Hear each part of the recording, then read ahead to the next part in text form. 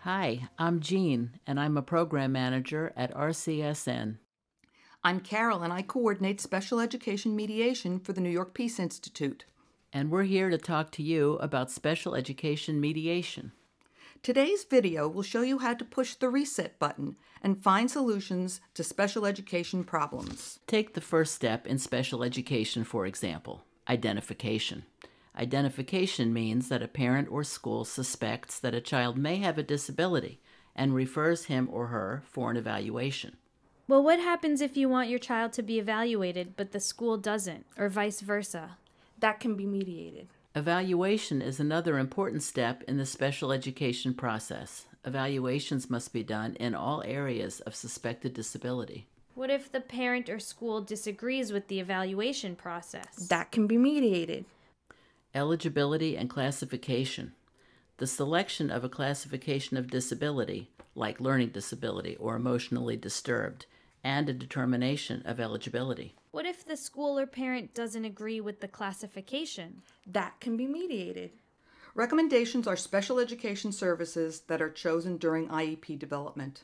What if everyone in the meeting can't agree on the services? That can be mediated. Placement indicates where services will be provided, in a regular class, a special class. What if there's a disagreement on placement? Well, this one is different. Only the parent can request mediation during the first initial IEP meeting. Then thereafter, both the school and the parent can have the placement mediated. The school cannot request mediation until after the first initial meeting. Mediation can be helpful in other areas too, such as behavior and discipline. Is the student with a disability at risk of suspension or returning from one? Sometimes a child with a disability has behavior challenges as a result of the disability. He or she may have trouble acting as expected in a class or may have been suspended because of behavior. In mediation, parents and the school think over new ways to support the student so that they can stay in class and learn. If appropriate, the student can also be part of the mediation team. Kids that are included in the plan will understand it better, and they may be more successful. Even if that student has been suspended, the mediation team can find ways to help the student return to school more successfully. Almost all issues related to special education can be mediated, with very few exceptions. It's timely. Most mediations are held in 30 days or less. Mediation utilizes a skilled mediator to support progress. Hearings, resolution sessions, and IEP meetings don't. It's an empowering process for all parties. Some people even report better relationships after mediation.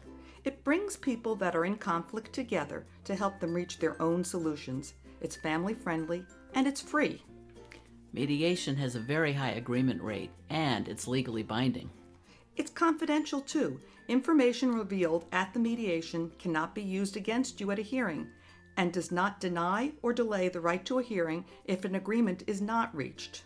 Mediation can even be requested in lieu of the resolution session that is triggered by an impartial hearing request.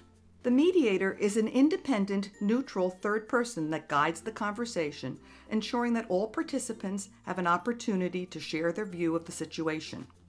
The mediator helps clarify the issues, keeps the focus on the issues, and fosters constructive communication in a safe space.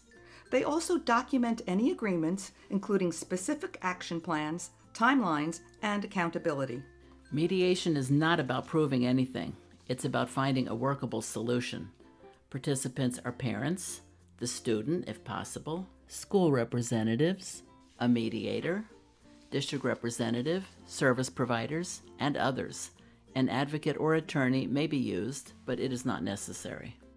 Mediation can last 2 to 3 hours, and there is no winner or loser. The possible outcomes are full agreement, partial agreement, and no agreement. Mediation agreements must be in writing, and they are legally binding. The district representative arranges implementation, and the agreements are brought to the IEP team for immediate implementation, not renegotiation. When people can identify their concerns and can work toward a solution, investing effort for the best interest of the child, the results are better, and the relationship continues beyond the conflict. It's in your hands.